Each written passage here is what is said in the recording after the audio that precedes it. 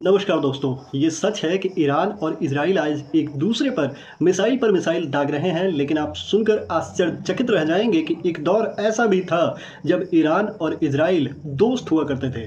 दोस्तों, ये बहुत शॉकिंग है, लेकिन आपको बता दूं कि 1948 में जब इजराइल का जन्म हुआ था, तो टर्की के बाद ईरान ही वो दूसरा देश था जिसने कि इजराइल को मान्यता दी थी।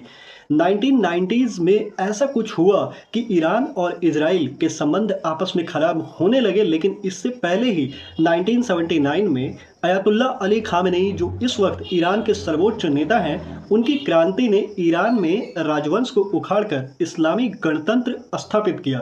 और आपको बता दूं कि ये वही नेता है और ये वही गणतंत्र है जिसके लिए माना जाता है कि ईरान में इजराइल और अमेरिका के प्रति नफरत बोए गए, जिसका खुला परिणाम आज आप देख पा रहे हैं।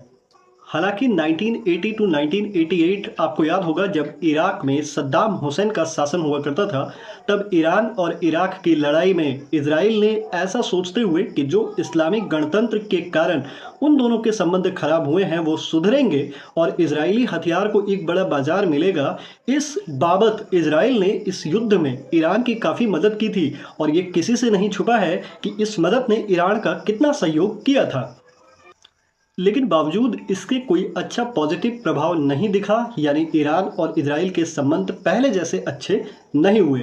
लेकिन 1982 में जब इजराइल ने लेबनान पर अटैक किया और फिलिस्तीन मुक्ति संगठन को बाहर खदेड़ दिया, तब वहां हिजबुल्लाह मजबूती के साथ खड़ा हुआ। और 1990 में कुछ ऐसा हुआ जिसने इन दोनों के संबंध हमेशा के लिए खराब कर दिए।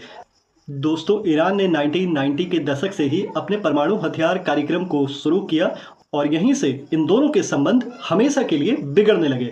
दोस्तों, इजराइल का ये मानना है कि अगर किसी भी मिडिल ईस्ट या पश्चिमी एशिया देश के पास परमाणु हथियार होता है तो ये उसे अपने अस्तित्व पर एक खतरा मानता है, यानी वो इसे एग्जिस्टेंशियल थ्रेट मानता है।